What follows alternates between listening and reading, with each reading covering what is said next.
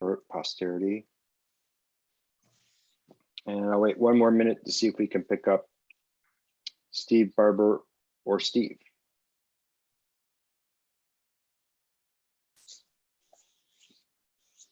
We don't have much in the way of documents to share today, so I'm just going to flash the agenda up once right at the beginning, and then I'm going to take it down so that the recording catches all of your smiling faces instead of just this look at the agenda.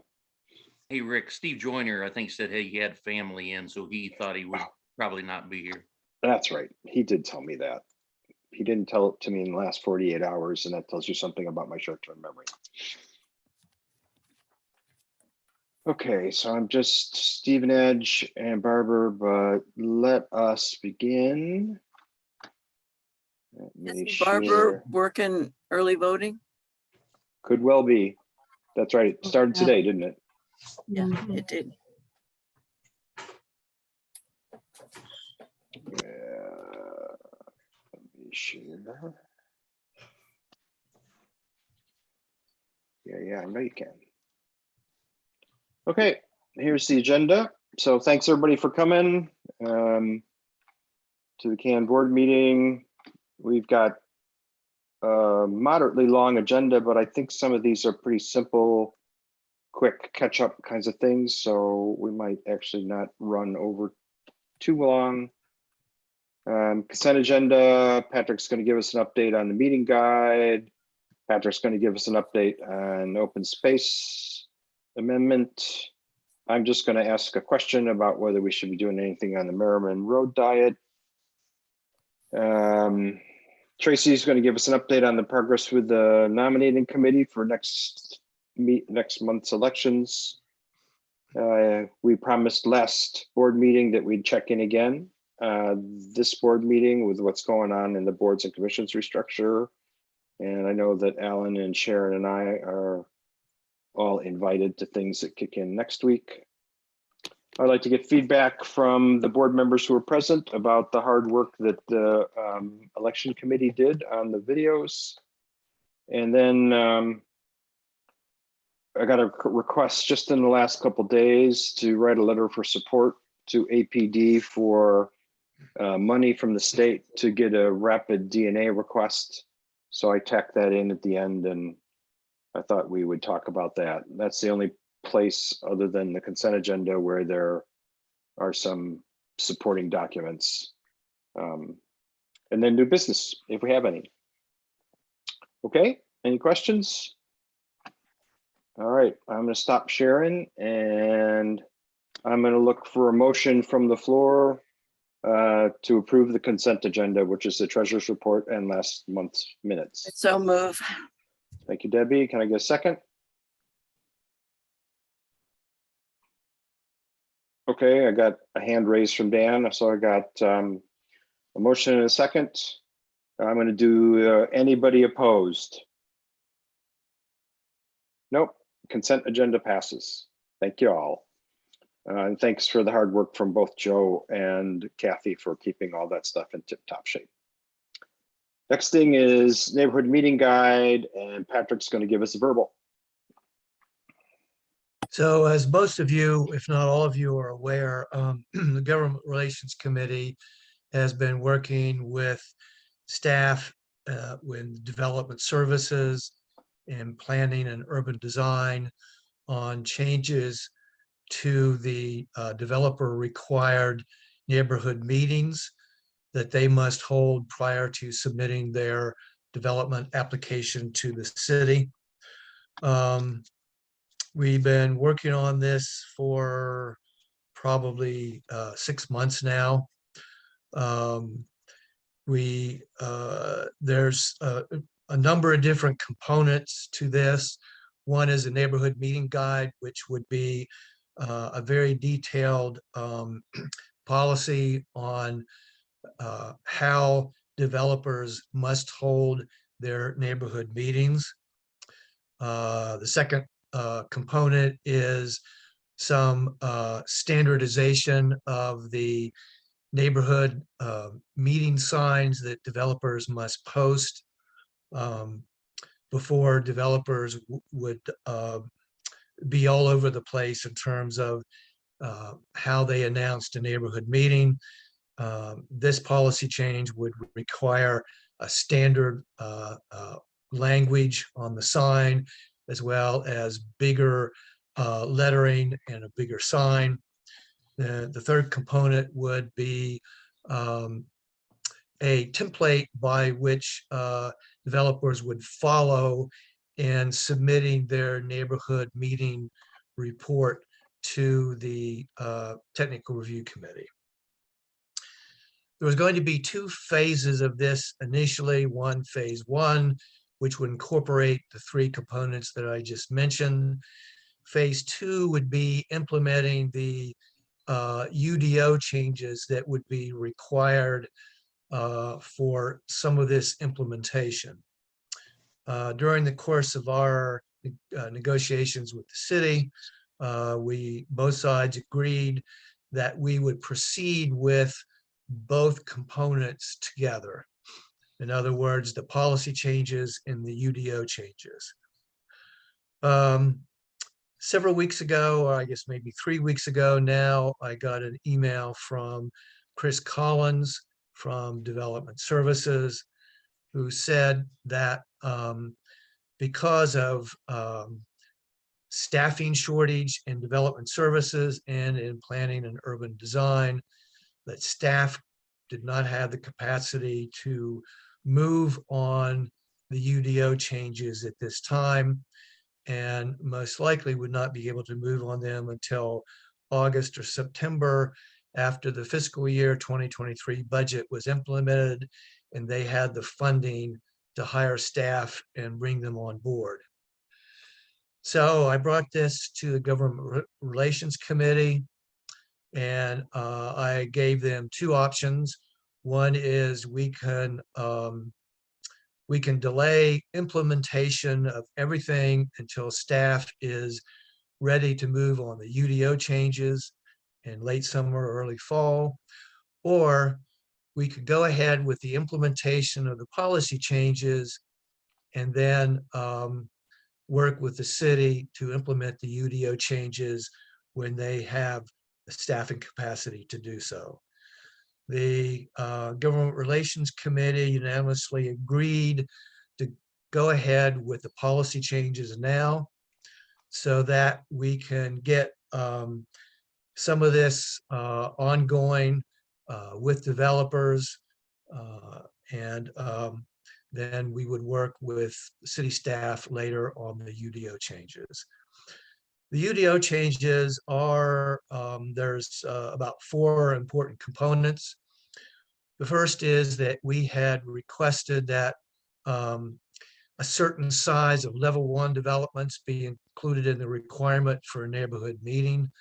Right now, neighborhood level 1 projects do not require a neighborhood meeting, yet about 67% of all development projects in the city of Asheville are level 1. They range anywhere from having an outside shed to a commercial building to fast food restaurant. And we thought it was important, particularly for the larger level 1 developments that are adjacent to neighborhood residential areas, or would have a significant impact on a residential neighborhood. For example, a new fast food building would increase traffic in the area. So that would require a UDO change. The second UDO change would be to establish certain design criteria. And if any of those design criteria were changed between the initial neighborhood meeting and their progress through the technical review committee, that it would trigger an automatic second neighborhood meeting, so that neighborhood residents would have the benefit of reviewing those design changes and having input in that. The third major UDO change right now, developers are only required to notify residents within 200 feet of a development site. We felt strongly that it should be expanded to include all property owners within 400 feet of a development site. There was some pushback because that would have a significant impact in the CBD. So we agreed that we would leave the radius of notification in the CBD at 200 feet and expand it to 400 feet in all other zoning districts. And staff agreed to that. So that would require a UDO change. And then finally, the other UDO change would be the time of these neighborhood meetings. So I just wanted to bring the board up to date on the development of that, and I'll be happy to answer any questions that anybody has. And Debbie? Can you define design? Are we talking about the exterior appearance or some sort of design of the project itself? So it would be height, it would be roof type, it would be fenestration, it would be, what are the other ones, Sharon? Do you remember? Unmute, Sharon. Sorry, I think, I don't have those notes in front of me, but I think it was a percentage of Yes. change that we Percentage of asked. change, yes. So So, if yeah. it was, if it was an over a certain of a percent that changed, then we want to Yeah. know what that is. So yes, Debbie, it would be exterior design changes. Okay, and what about the time of these meetings? You said that was part of the change. How is the time changing? The time is defined. Hold on one second, and I will tell you that the meetings would have to be held between no sooner than 3 p.m. and no later than 8 p.m. Monday through Friday. I really think all this stuff is set up so that people who work are eliminated easily. That's just stupid. Have a late afternoon meeting. Excuse me. And who's going to attend? Retirees? Gee, thanks. Well, I think we're going to, staff is going to highly recommend that the meetings be held in the evening. So, but I understand your point.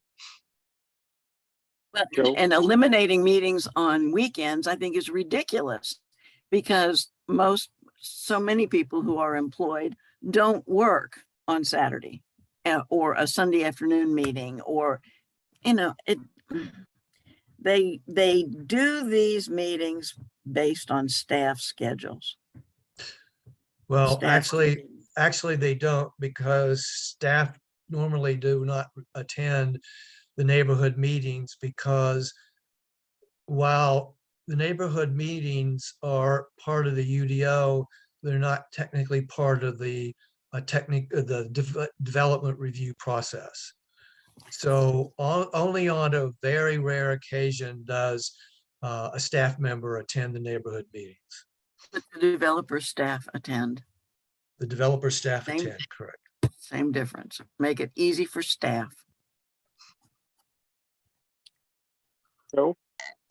Yeah, the 200 to 400 foot rule, I've not heard anything saying that they're required to notify an organized neighborhood if it falls within the neighborhood, or if the organized neighborhood is within the 200 feet. Is that a change that we can get? No, Or they is it will. No, they will have to notify the city will have to notify the person on record who is the contact person for a neighborhood association if if a development project is not only within that neighborhood, but surrounding neighborhoods. Okay, you didn't mention that. Is that a policy or is that going to That's require policy. UDO? Okay, That's good. policy. Okay, thank you. Mhm. Anybody else? Okay, thanks. Patrick, number 2, open space amendment. So all of you are aware, because you approved a position on the proposed open space amendment.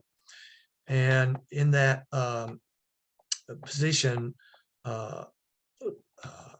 letter of opposing the open space, we recommended, I believe it was 7 or 8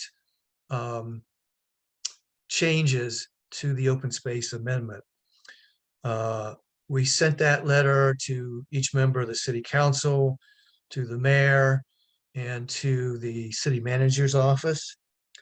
And lo and behold, about a week later, Rick was notified by the city manager's office and then ultimately the mayor's office that they would like to schedule a meeting with us to discuss our recommendations.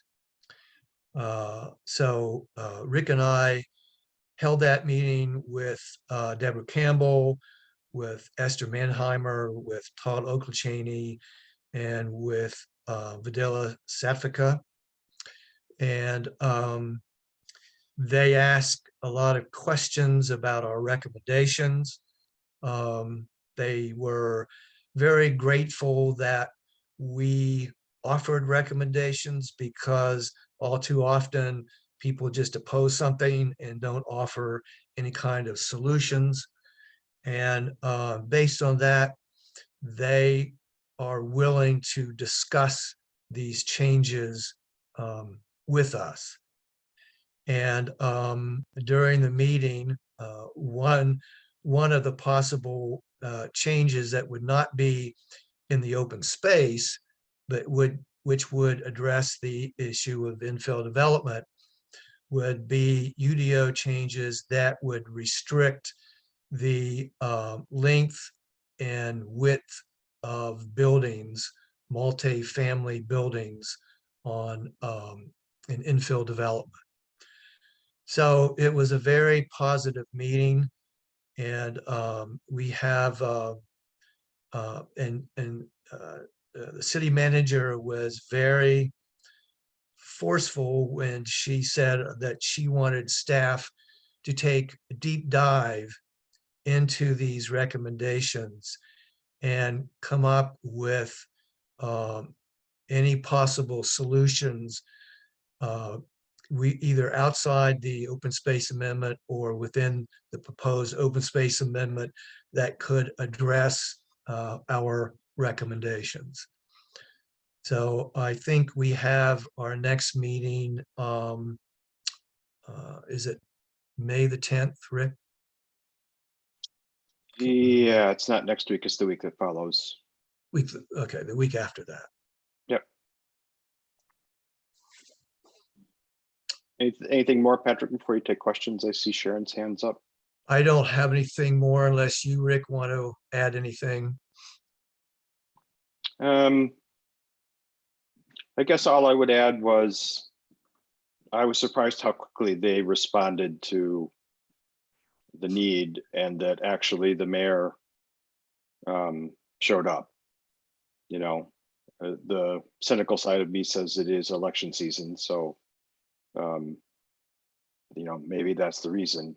She was concerned that this was a late breaking change, but as Patrick said, Deborah Campbell was just kind of, no, we need to hear, you know, because we made the case in that, you know, Can wasn't really invited.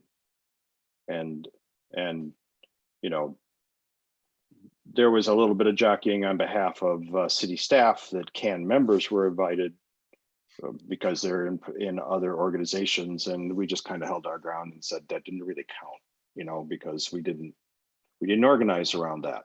So I think we put them back on their heels, and I think that's why Deborah told Todd and Vidilla to get on with it, and let's look at these in details. And the thing that Patrick said about constraining size of buildings to be more consistent with the building sizes that are in the neighborhood.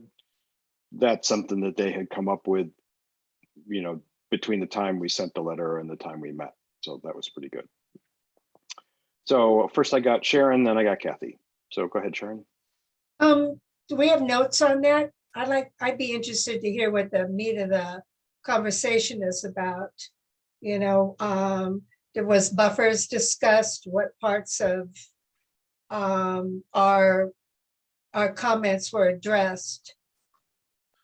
So Did you keep it within the executive committee? I mean, what's your game plan with this? So it became fairly clear in the meeting that the goal of the first meeting was to get a second meeting and do the substantive work. So there wasn't, you know, there wasn't any meaningful minutes from that other than a commitment as Deborah directed Todd and Vidilla to work with us. So as we go into the next meeting, yeah, we'll have to have detailed minutes and information to bring back to the Government Relations Committee. So right now you've got the whole story. How long was the meeting? Hour, give or take.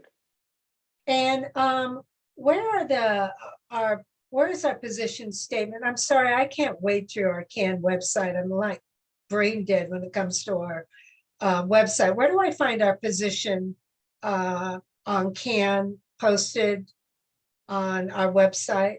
Homepage. If you go to the homepage, Homepage? Asheville-can.org, Yeah. there's a teaser right at the beginning. Tell you what, I'll just share for a second. That's fine. I can get on it. Yeah, so we tease that, you know, in the homepage, and then there's a link to the government relations page that has the position document. Okay, more Sharon, or is that it for now? Yeah, when's the next meeting? Do we know? Let me look at my calendar. Hang on a second.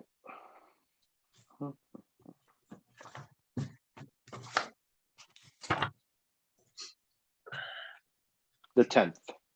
The 10th? Because it goes to P and Z when, the 4th? Don't have that number in my head, sorry. Yeah, okay, thank you. Yep, Kathy. Yeah, I just wanted to know the date of the meeting, so I've got it. I put the link to our position in the chat. Oh, great, thanks. Right. Anybody else? All right, thank you, Patrick. Thanks, you're off the hook. Fourth agenda item is the Merrimon Road Diet. We ran out of gas after 90 minutes in the last board meeting, so this was a carry forward. And this is really just a question to the board on whether we should be participating in this in any way. And then before I let you all raise your hand and say yes, and who would help, because we are, you know, between the neighborhood guide, the open space amendment, the work we're doing on boards and commissions, I think we're kind of tapped out from human beings could do this, but the board can rearrange our priorities. So anybody want to raise their hand and offer an opinion on whether CAN should get engaged in any way and whether we're too late or anything like that? I just want to make sure that we make conscious decisions to either, you know, get involved or, you know, wait for a neighborhood that is impacted by this to reach out to us. Any thoughts? Dan. I guess I would say that, in my opinion, Merrimon Avenue Road Diet doesn't make sense, but that's just my opinion. I think we're probably all over the board. So as you said, we're very, very extended. I would say CAN should just take a pass at this point unless a neighborhood comes to us. That's my opinion. Does Montford have there been discussions in the Montford Association about the impact of this? Are they taking any active role? No, no active role. I think we had actually our neighborhood community meeting last night, and we talked about that. And we talked that Charlotte Street road diet seems to be effective, and that's great. Merrimon being a US route is a complicator. Broadway has always been discussed as something that needs to be looked at. But I guess the consensus would be Merrimon Avenue doesn't need a road diet from the Montford consideration. Okay, well, if that heats up, since it's comes into your neighborhood, you know, just reach out to me or Helen, because that's one of the things we do. That's good. I see Susan. Oh, I would recommend that those of us that live in the most directly impacted areas like mine, and Alan's is sort of, but Montford and Mike and some other people, I would suggest that we all reach out to our joint communities and find out whether or not they'd like to be involved and take a position. I mean, there was the meeting that happened was packed, right? And there's a whole variety of opinions going on, but it's really being heavily influenced by one group. And it's big, right? This is going to be a huge change, and it could have tremendous impact on us and all the other neighborhoods outside, because people come to Merrimon. So that's my 2 cents. Thank you. Alan? What I've heard is that the primary decisions can be resting with NCDOT, since it's a state road and not a city road in the area that's being impacted. So I've been waiting, and I thought by now we might be hearing from NCDOT, because they said they were going to make an announcement towards the end of April, but we haven't heard anything yet. Okay. So Mike, then back to Susan. Mute, unmute, Mike. There. Much better. Not a board member, but it runs through my neighborhood. People keep talking about 25 being Merrimon being a US highway, but how many of you have driven from North Asheville to Greenville, South Carolina on 25? And I've been trying to lobby, or I have been lobbying Ken Putnam for years to get his buddies in the DOT to put some signs north of Asheville saying, downtown, take Broadway. Because Broadway is probably the most underutilized 4-lane thoroughfare in Western North Carolina. But having said all that, I think if Ken takes a position, we're going to make a lot of enemies. That wouldn't be unusual.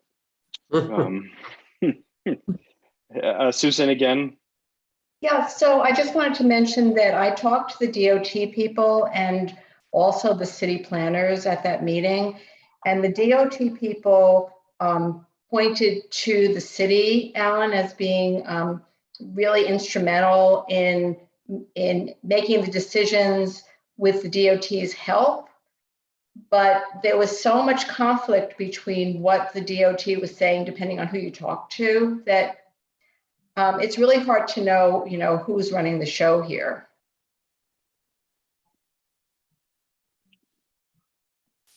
So maybe to put a cap on this, because I think Susan had a great recommendation for the folks here that represent neighborhoods that would be impacted. Ask around, and we can, if any of you are interested in this, or if the report comes out and you're mortified by what's in it, or let's be positive, it looks good based on what's done, we can pick this up as an action if you guys would help, right? Because it's gonna be weird for me over here hidden in East Asheville to be worried about that and spend my time. So let's just leave it up to you. You can bring it back up, you know, when there's news, I guess, or if your neighborhoods, you know, start to get antsy about it. In the meantime, we'll stand by and wait for that kind of input. Okay. Nominating committee update, Tracy. Hello. Okay, well, speaking of needing more help, we've had no new volunteers at all to come forward for any of the positions. So I would ask all of you guys to, if you know anybody personally that might be ready to get more involved, maybe do some personal reach out, because we've apparently sent the email to the neighborhoods and have had crickets. So if you know anyone who you think you might be able to personally persuade, I'd say this is worthwhile, because we've got to have more volunteers. Rick can only be president for 1 more year. So people need to start thinking about that. And we don't have anyone for public relations, and we don't have anyone for development. So we still have 2 that we have nobody running for. And then the others, we don't have any new volunteers. So just if everybody could keep that in mind, maybe make a couple phone calls and see if you can rustle up some interest, that would be great. And they can have them call, you can have them contact me. Yeah, let me just double down on that, and then I'll go to Sharon. You know, I've had the goal since I took over to make this team resilient. You know, it's like get new faces in, get to the point where if any of the, you know, EC members get burned out or their lives change in some way where they can't contribute the time or that sort of thing, that we wouldn't fall asleep as can. And, you know, we went out and advertised for the VP of marketing and got crickets then too. As a matter of fact, our ad on one of the volunteer sites is about to expire and we got nothing. We got like 6 people in the world that looked at it, and none of them is there. So I just got to appeal to you all, because you're nice enough to show up and participate. You know, next year is going to be a crucial period for CAN. If we don't find some folks who are passionate as you all are about what the city does and what they don't do and that sort of thing. So, you know, like Tracy said, get out the old fashioned Rolodex, you know, see if somebody, and I know you guys all have the same problems in your neighborhood. So, you know, I think y'all care, and I hope we could get some fresh faces. That would be my plea. Sharon, still comment? Yeah, I was just gonna say, I go to my Easton Valley and I bring it up every meeting in Easton Valley. So I try to champion it the best I can. So that's about, I have nobody to call other than Easton Valley and ask them that we need some help. So, but I'll keep doing that. That's about the only thing I've got my bag of tricks to do. Thank you. Any other questions or ideas? I was just, Kathy? what about the new associations that Helen's gotten involved with? Is there any way she could contact them? I know there were some people in the West Asheville area that were. Yeah, so you know, she's got some people in the pipeline, organizations that may actually finish doing their thing and offer a board member into the thing, and maybe that would work. But for example, you know, we're missing our East West Asheville representative today.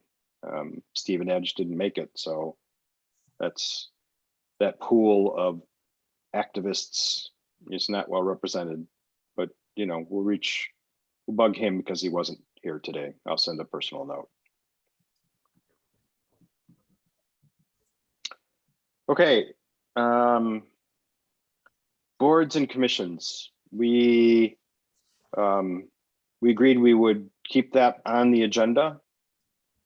Let me tell you what I know and what I think, and then I'll open it up.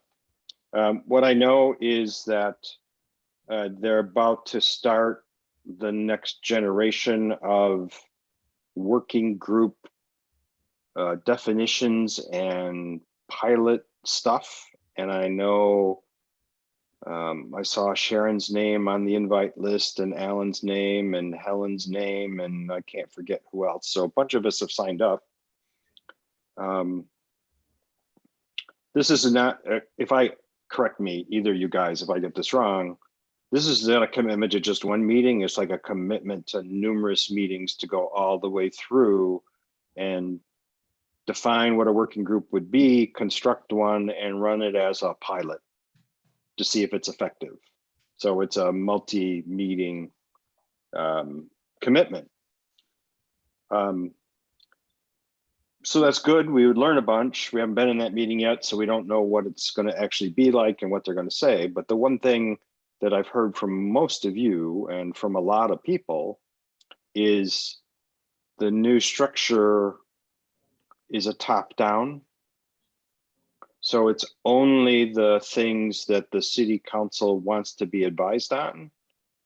Whereas in today's world, I think a lot of the boards and commissions sort of started off as something that the city wanted to be advised on, but then the people who put in all that hard work and time started feeling like, okay, we better tell the city what they need because they're screwing this kind of stuff up. So by continuing to participate, we're sort of accepting that it's a top down. You know what I mean? Because they aren't offering more meetings about rediscussing the advisory board, you know, the 4 advisory boards or whatever it is. They're just marching down the path of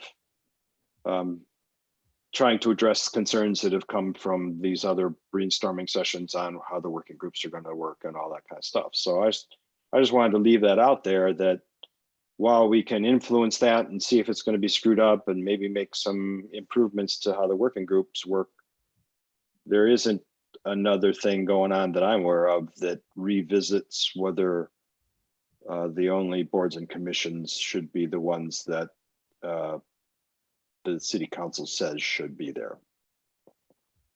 Rick, I Dan. have a question. Yes, is this staff driven or is this city council driven? And I ask that because it sounds like they want it to happen. So if it does happen, we have to determine how to participate moving forward. So you think it's staff, you think it's city council, and with the election year, does that change anything? I'd love for somebody else to offer their opinion on that if they would be willing to do so. Alan? Yeah, I actually have some thoughts that I'd like to share with the group. And I've been thinking about this for several months. First of all, Dan, to answer your question, it's being driven by a lame duck city council member, Gwen Whistler, and the city manager. And it's too bad that she's doing this kind of restructuring with only months left on her term in office. And she has chosen not to run again. So we'd have, as voters, no recourse anyways on this. But let me say that this really represents a radical change to our boards and commissions. And the city has really adopted an extreme approach based on the restructuring of how council is guided and advises. And what I characterize now as more of a slash and burn policy to basically destroy or dismantle 20 boards and commissions and break them down to 4 totally revised integrated boards. The council plan never assessed which boards were filling their charge and which were not. And I don't know why we need such a, as Rick calls it, and I do too, a top-down tier management's form of governance. Going away from 20 to 4 boards will further suppress citizens' knowledge of what has been a potential problem in the city anyways, which is a lack of transparency. And this proposed alignment is supposedly in line with the actual comprehensive plan, but the comp plan is only a vision. It's not how the city runs.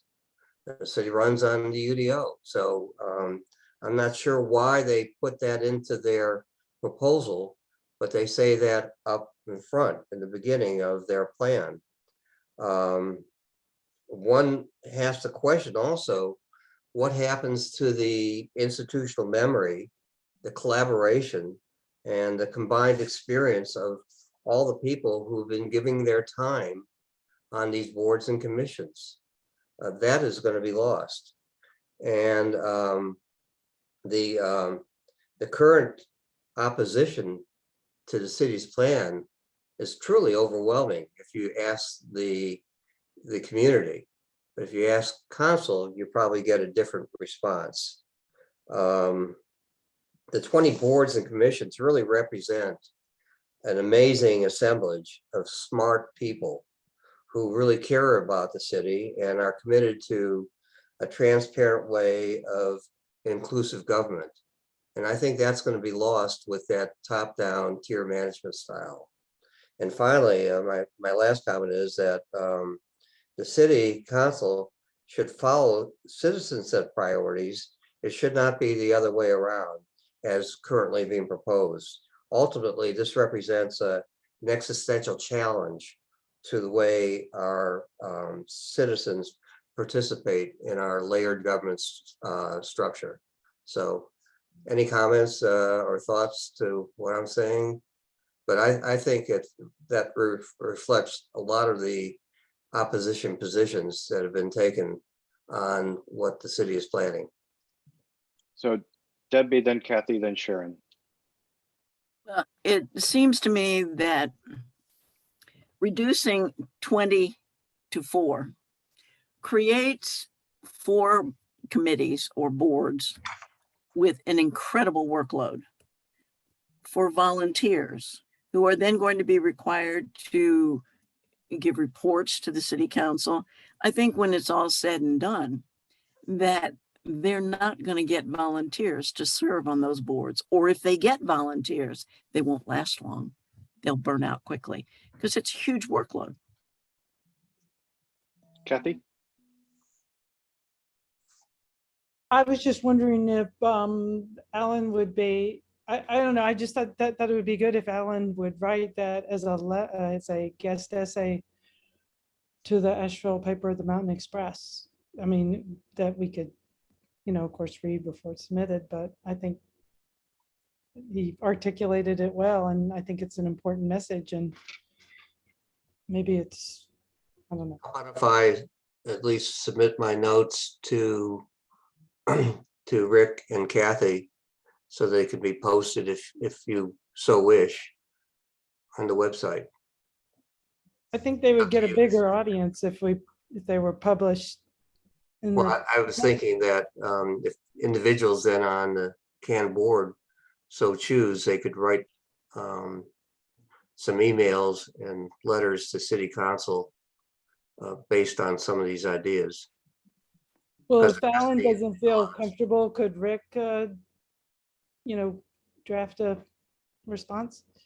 That could be. Well, let me hear from Sharon before, because I think what we should try to accomplish in this meeting is to decide whether we don't need to attend more meetings to take a position, right? Because that's what we decided a month ago.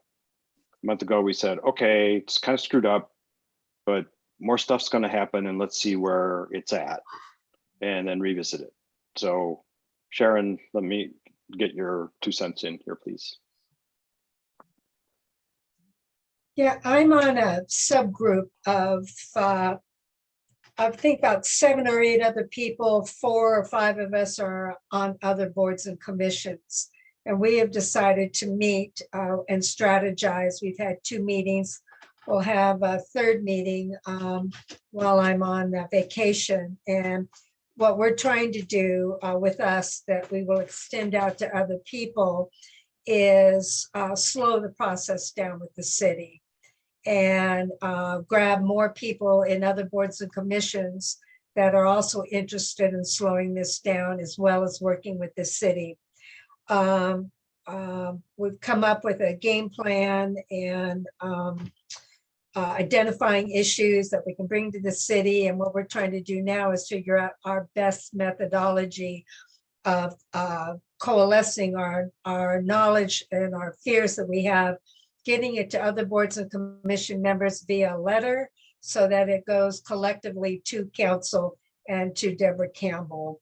So that's a side group of all of us that are concerned. And I know in my case, I went to the last council meeting, you probably saw me, and I gave my 2 cents and it made a newspaper because I used the term slash and burn. It loves hyperbole. So, you know, a little bit of hyperbole that isn't, which was calm for me. So I'm thinking to Kathy's point that we all need to do something. We all need to step up. We all need to go to council. We all need to keep it in the eye of individually. And I think Ken should have a position statement as once as we figure out what my subgroup is saying. The city's all screwed up. They're saying they're not going to do 4. I've been told they're not going to do 4, but they don't know how many. When you get on the website to take a look, it's a mishmash of stuff. So we already know, working with the city, they don't know what they're doing. So if we keep throwing things at the city and going, well, what are you doing? How does this make sense? Asking them questions. They can't pull anything together meaningful. They don't have the staff. They don't have the wherewithal right now. If we keep questioning, it's going to slow them down. I mean, we're asking smart questions. We're smart people. And they really, when you ask them, they go, we don't have the answers. So that's where the city is at this point. They're not very organized, which is a good thing, you know. And I heard that they were going to use PED as their first board that they were going to use as restructure. And I said, well, there's no citizens on PED, so they can't use PED. So I don't know what's rumor and what's fact at this point, but that's what I know. Susan?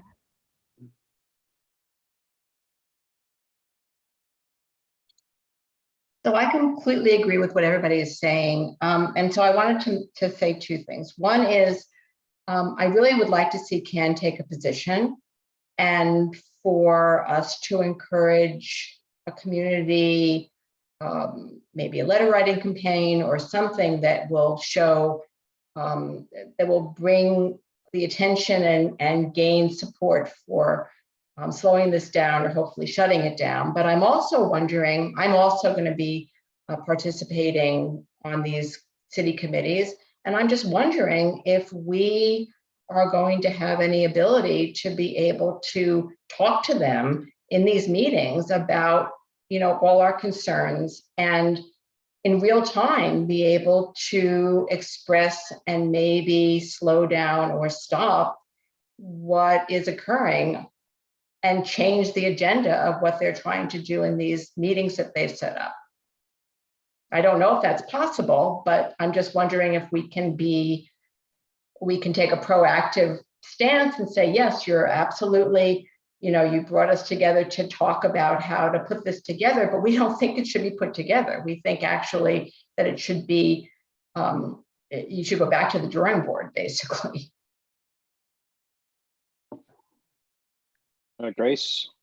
Yeah, I'm not a member, but I understand that some of the reason this was brought out was because boards and commissions sort of were saying there needs to be some change.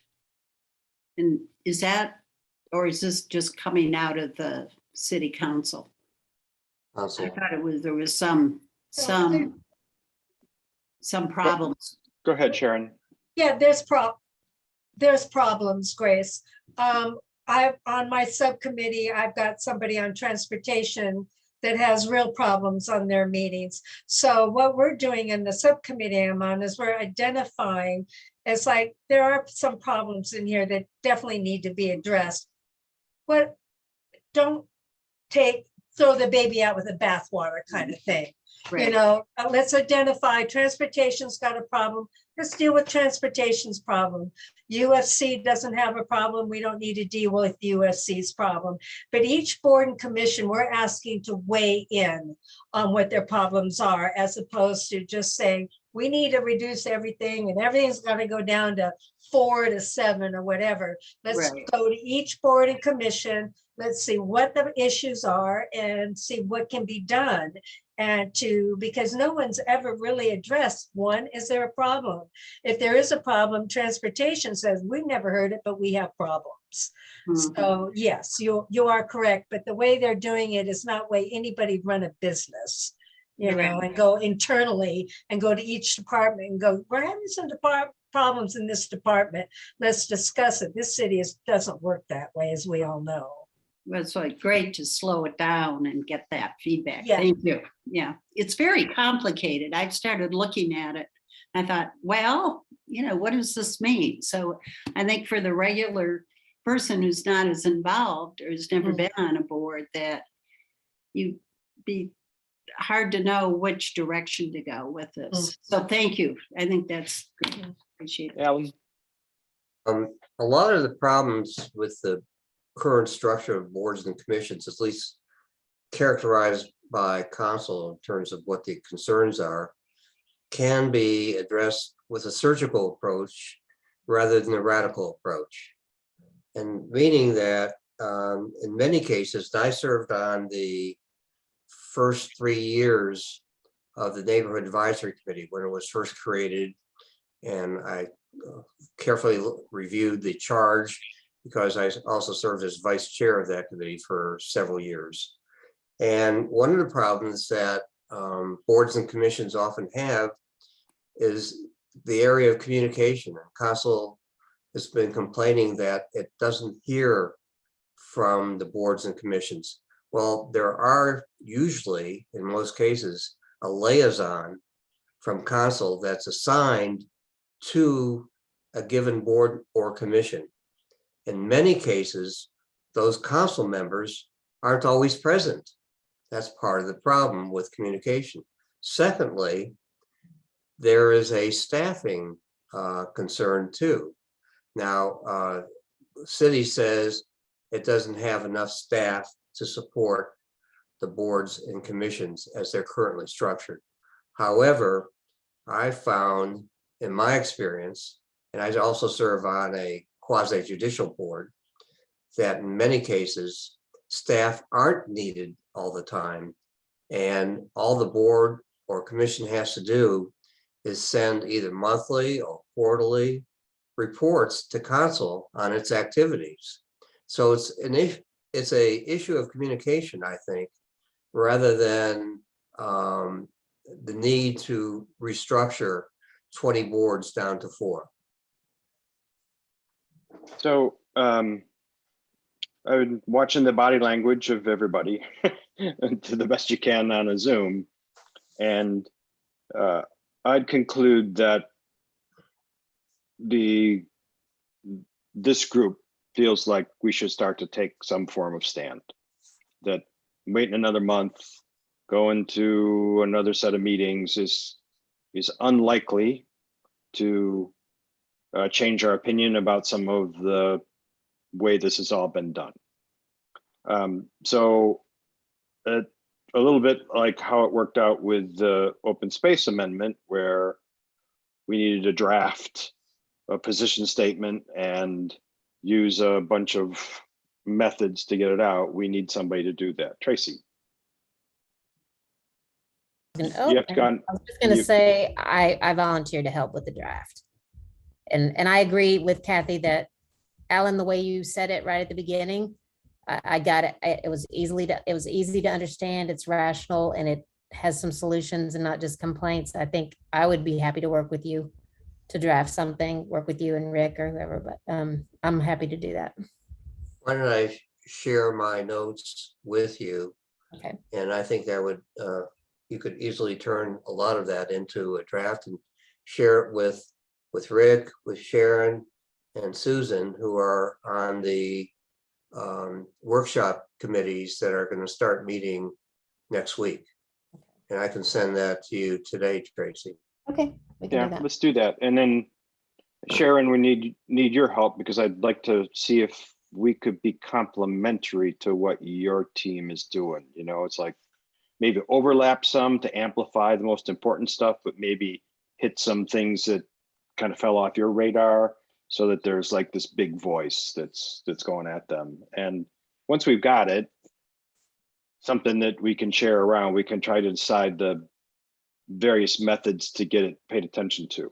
You know, I have no idea, given how this is being run, whether we could get an audience with the city manager and Gwen and the people who are doing the work and, you know, go right at them as representing 15 neighborhoods and multiple people who are on commissions to sort of revisit this a little bit. I at least feel like we should try that. And if we get denied, then maybe we go through the press and our website and all that sort of thing. But we can figure that out once we got a story to tell. So the action item, Alan's going to share it. Tracy's going to wordsmith it. Sharon and Susan are going to add some meat to it. And we'll try to advance the cause as we're going along over the next couple of weeks. Okay, and at least, you know, we'll have an EC meeting in about 13 days, so we can pull the EC together and invite some special guests to sort of tune up a story. And if anybody gets any other news, scuttlebutt, or anything on this, let me know, right? So that we can feed that into it. So I just want to clarify, Rick, so it'll be, the draft will be sent to the EC, or are you going to send it to the city? Let's get the draft first and see what it says before we decide the various channels. And, Okay, so just work and on I'll draft. work with all the named human beings to figure out the best channels at that point in time. And if we just get it before the EC meeting, the EC can take one last look at it and, you know, take it from there.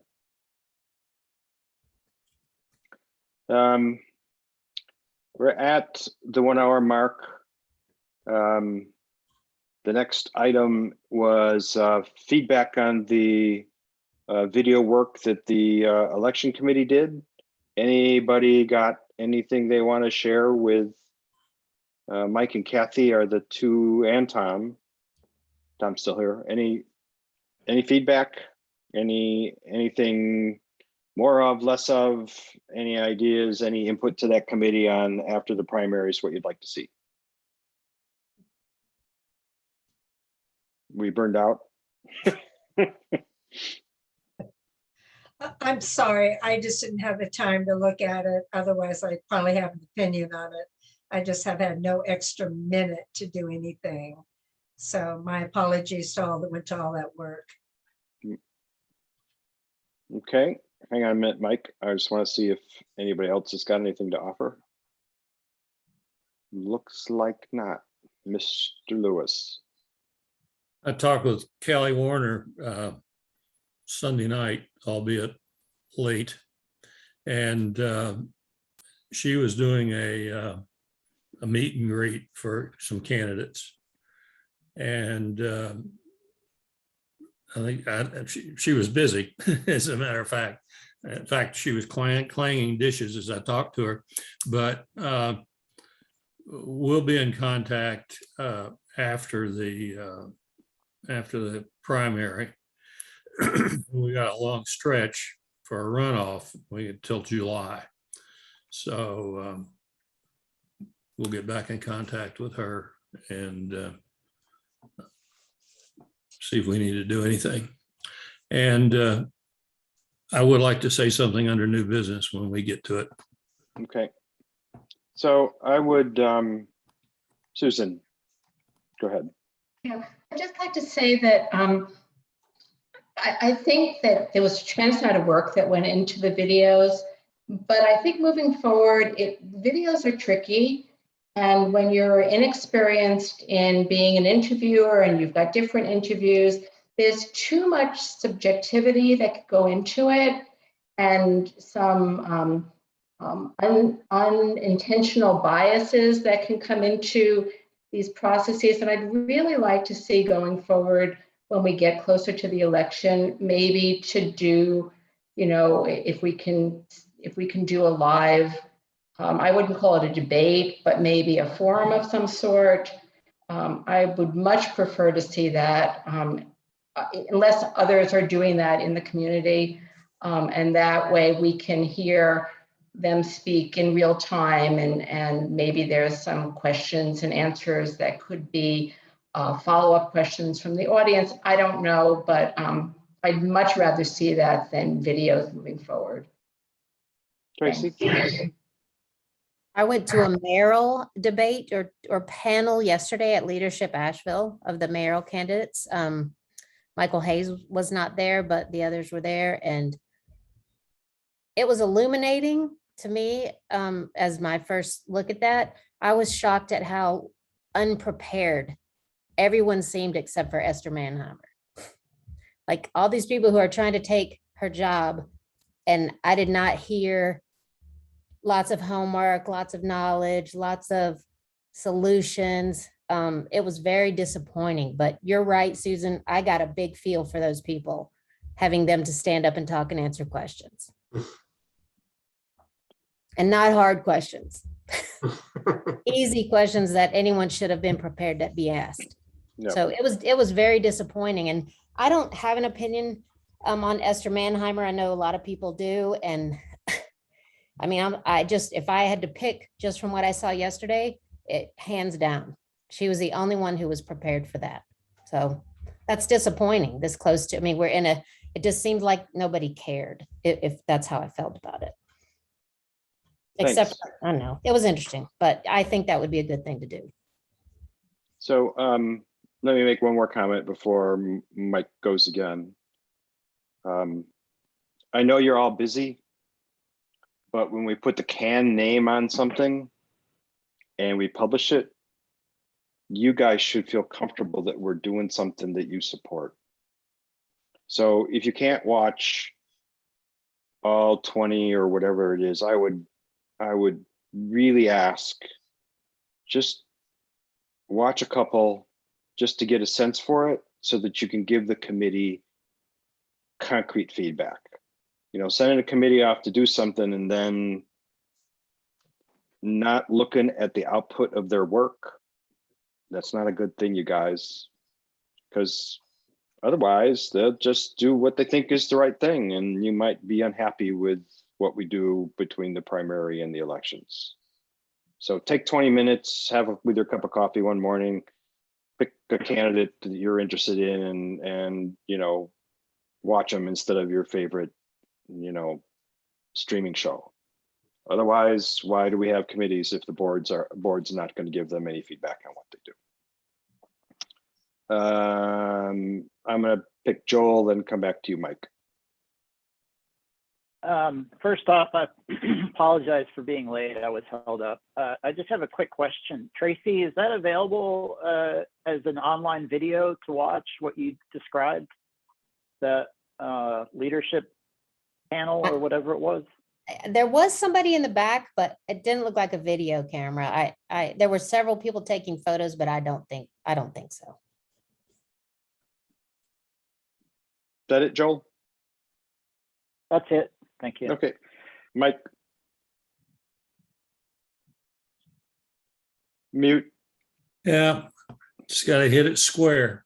I'm surprised that Roni maybe wasn't prepared for this, and I get the same feeling. This will be Esther's third term, and I can't see a whole lot of positive change in the city, but she seems to me to be the only one who is even remotely qualified. And I may change. I'm not campaigning, but it's sad that these are our choices. Okay, any other feedback? I'm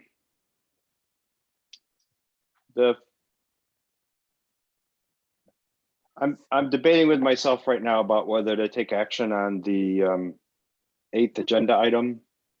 That was the request from Captain Lamb on APD to send a letter to I think Senator Burris seeking funding for a rapid DNA request device that the APD is trying to, get. I ran it by the EC because we happened to have a meeting, or no, we didn't. I did it all by email. And Helen, who couldn't be here tonight, she has concerns that this is an example of the technology being ahead of the law, which is why there's a link here to a letter from the ACLU back in 2019. Patrick had to leave at 6. He was on the email list. He suggested that maybe we would invite Captain Lamb to the general membership meeting coming up in a month. I don't know the time sensitive nature of this and whether they've got to make their pitch and all that stuff, before a month from now, but I could certainly reach out to him. It's a fairly complicated thing. So does the board feel like they have the wherewithal in order to debate this? Sharon, your hand's up. Yes, other cities do it, and I think it's necessary, and I support Mike Lamb in anything that he asks, and especially in this. He's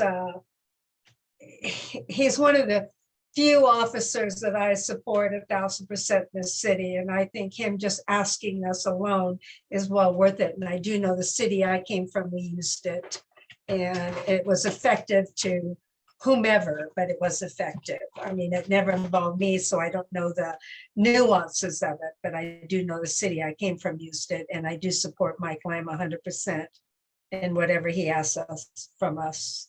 So that's my opinion on that. Joel, then Alan. I heard the other day that Asheville's now the 10th most dangerous city somewhere. I don't know if that's true or not, but I know that the APD is understaffed. I would think that unless there's a really good reason not to support the request, that we ought to do it.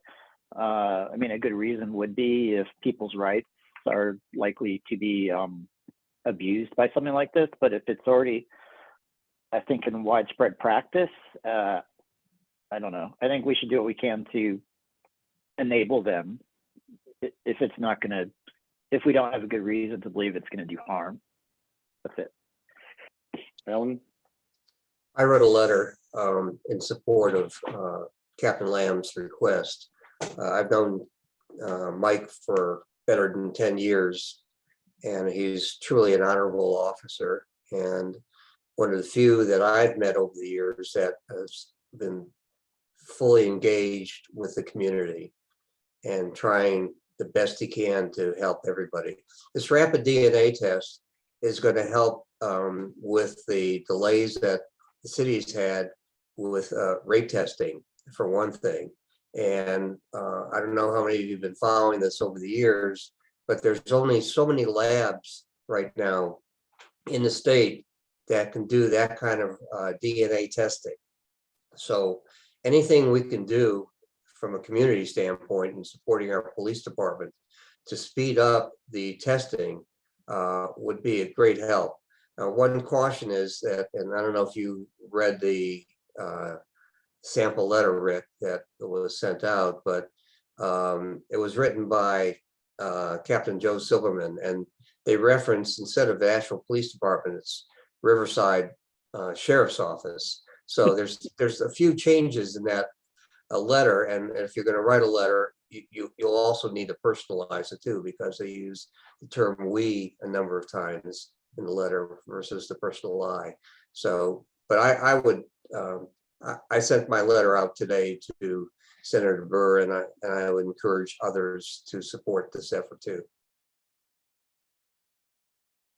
Any other comments or feedback? So I think this deserves a motion and a vote.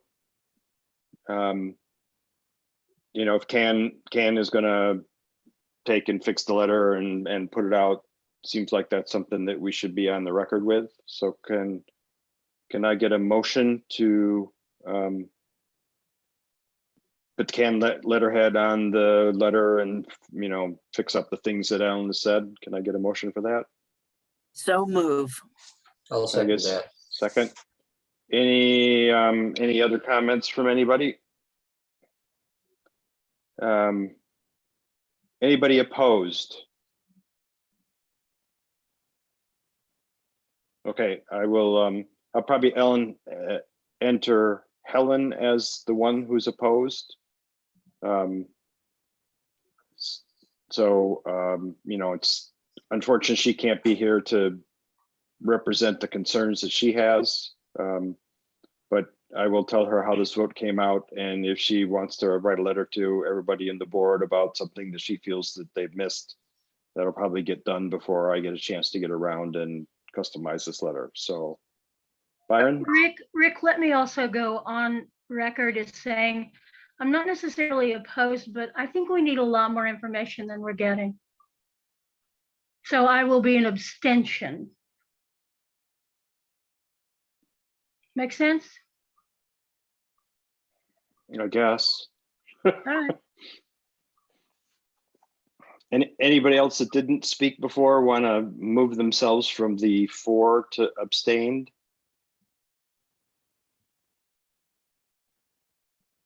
Okay. So the board's agreed to draft a letter based on the sample, fixing up the things that are there, putting the Can letterhead on it, and encouraging Senator Burr to come up with the money for APD. And that will finish that one off. So now new business. Mike, you already mentioned, well, hang on a second, Mike, since it's a board meeting. Any board members have any new business before I let the other attendees speak up? Joe. I just have a question. At the last meeting, agenda item was cross neighborhood cleanup request, and I don't know if that ever got discussed or if that got timed out. So I took it off the agenda because all of the focus that had been asking us to do that was around Earth Day, and that was last week. So we sort of missed the opportunity to be in there with Greenworks and all of the stuff that was going on. So I just took it off the table. Okay, thank you. I made an executive decision. Any other new business from any board member before I let Mr. Lewis in? Michael. Unmute. Nice job. I don't know how many, I know Susan's acquainted with the fiasco over the Jones School Park. But your help's needed with a letter, email, something to City Council. 1999, a playground was built at Jones School on Ottery Street, not a part of the school playground. It's built with volunteer work and donations. For 5 years, Parks and Rec maintained it. After that, the responsibility of maintenance fell to the city schools. They didn't maintain it. And back in August, the thing was condemned. And in September, with little notice, it was bulldozed. It was heavily used. It's so heavily used that parking became a problem. My neighbor, David Rogers, has pledges of over $300,000 to rebuild the park.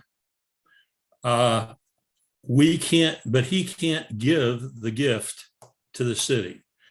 Parks and Rec is balking at maintaining the thing. But there's a lot of support, particularly around this end of town, but to rebuild the thing. It would be rebuilt with donated funds, and all we're asking, all that David is asking, is that the thing that Parks and Rec maintain it. They maintain the ball field to the north of Jones School. And the city's gotten into a deal with Carolina Day School by which they'll essentially maintain Carolina Day's soccer field.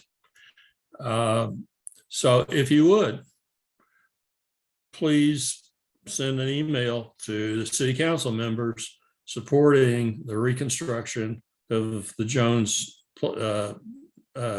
School Park. And if you get any questions, get in touch with me or get in touch with David Rogers. Please do this. It's just amazing the bureaucratic BS that he's getting. He went to city council the other night and got a kind of a tepid reception. Thanks.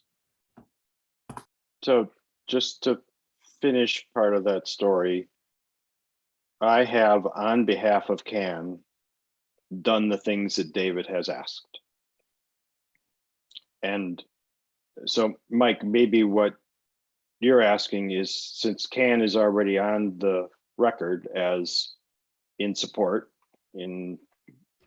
are you asking the other board members to fire up their neighborhoods to do this? Is that what you're asking? Do that, and you, as an individual, send an email or a letter to city council. Not necessarily as the CAN board, because Rick's already done that. Okay, Susan, then Sharon.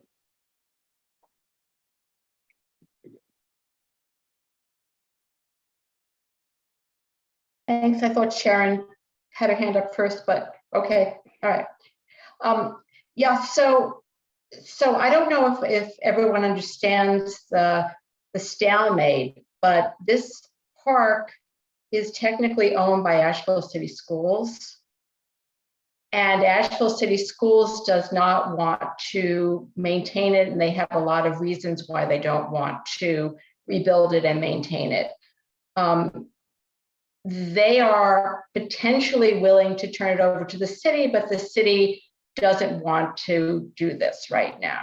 And so really, I think the case that Mike is making is that they have the money to rebuild it.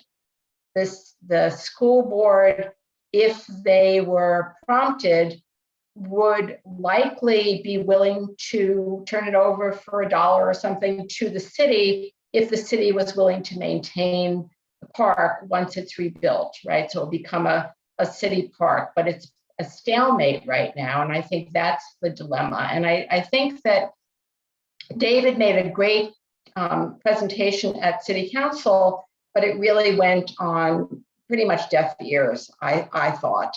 And so I think what we need first a very succinct position statement that can be turned into a sample letter and do a large letter writing campaign. But I think leaving it up to people, they don't really understand exactly what is going on, and they're going to have a hard time without direction and specific information to be able to do what Mike is asking.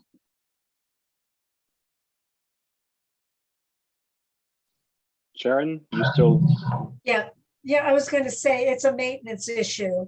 So the city doesn't want to do the maintenance on it. So it's about coming up with the money and to convince the city that there is enough money in the budget for maintenance. Now, what does that maintenance look like and what the cost is, I think is what is not known. And is there, because they have made a statement all along that they do not want to maintain it. So it's kind of like how I feel about us asking for an urban forester in the UFC. We're having to pull money out of nowhere to get it. they don't want to give it to us because they don't want to budget for it. And we're having to use all the reasons why we need to budget for it. So it's, I think, asking for the money in a budget, whether it's 2024, to allow X amount of $1,000 or hundreds of $1,000s, whatever it is, in the budget to maintain this park for the neighborhood and the children in the community. It's a budgetary ask, in my opinion. I'm losing track of who was next, but Debbie hasn't spoken on this topic yet, so go ahead.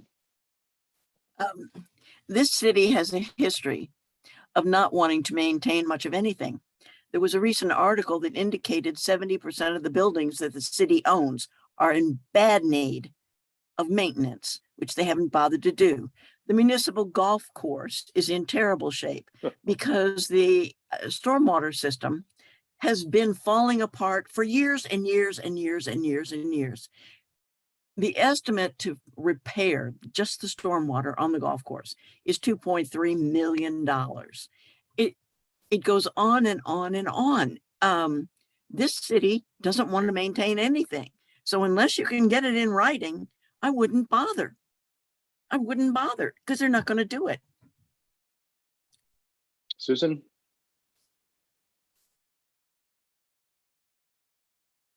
So David, my understanding is David came up with the numbers of what it would take to maintain it. And maybe what needs to happen is we need to get that, Mike, to the board so that they can understand that it's really a minimal cost, Sharon, as far as I can understand. And that could be part of the case that we make to City Council and to city staff to maintain it, because it really isn't a tremendous cost. The cost is really, the big cost is to build it again. And then this maintenance cost will come down after several years. But I think getting the numbers is really what they're asking, Mike. Go ahead, Mike. I don't have the numbers in front of me, but in a long email, I think you got it too, Rick. I remember for the first 10 years, $1,500 a year. Something like that. And then in the second 10 years, it was like $3,500 a year. Yeah. And that's based on the cost of maintaining the whatever new park that is over in Montford. And you're not looking at the same kind of costs that it would have cost, that would be required to maintain the old one, because design has improved over the years. And I'll try to find, I hope I still have it on my computer, but I'll try to find that letter or that email and forward it to you, Rick, and you can, or you may have it and forward it to No. No what? No, Rick is not going to do all this work. Okay. Rick will post it on the website. I will do all that sort of thing, but you guys are in the meat of this with David. So no, all I'm asking you to do is, if you have that long message that he sent out, I have everything forward to the board. So I hear two different things. I hear Mike say, just forward David's latest plea to the board, and board members, you're on your own. And I hear Susan say, you know, that's not going to be enough because it's complicated. So we need to, you know, do a letter writing campaign. So something's got to come down from the board to all of their members. Please help out with this. Here's a sample letter that you can send to the city council members. We need to pick a path here, guys. I think Rick addresses all those intricacies in his email. You mean David?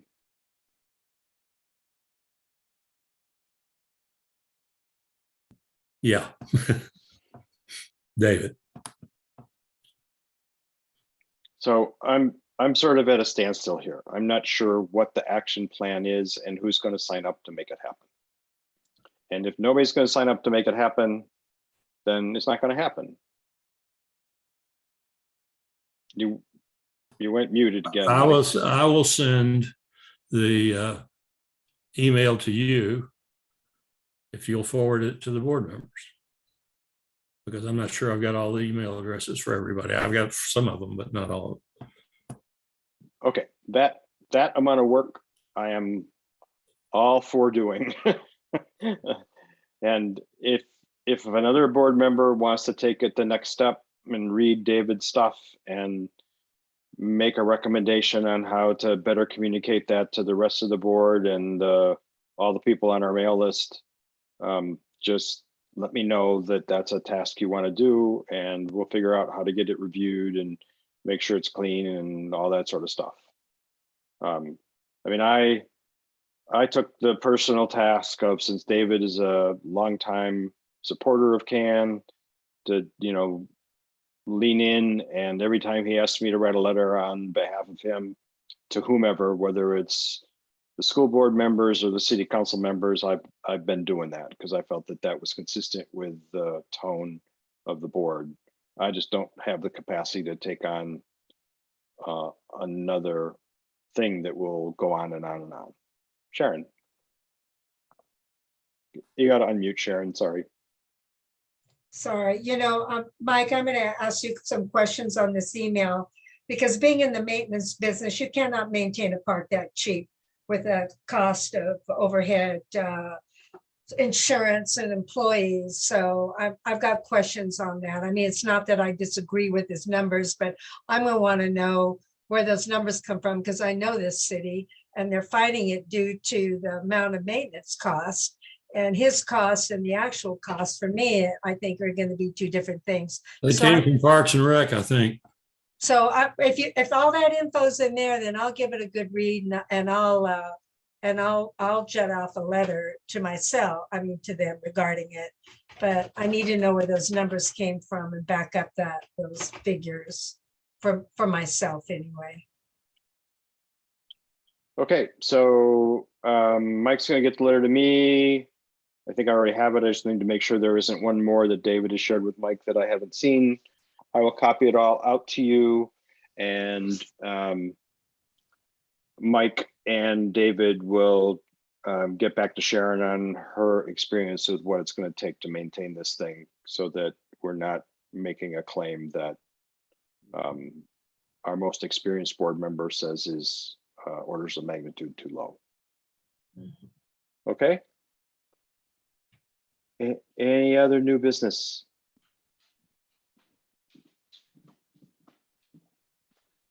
Looks like not. All right, well, I Hopefully keep on, adjourn. yeah, I keep on trying to make this meeting happen in an hour. It doesn't. My wife is probably starving by now because I haven't even started the grill to make dinner tonight. So we have a motion to adjourn. Can I get a second? Can I get an amen? Amen. Amen. All right, so we're going to see you all again in a month, maybe face to face, depending on what I can find. And that'll be the election time, and et cetera, et cetera. So hang in there, you guys. Have a good evening. Thanks. Adios, amigos and amigas.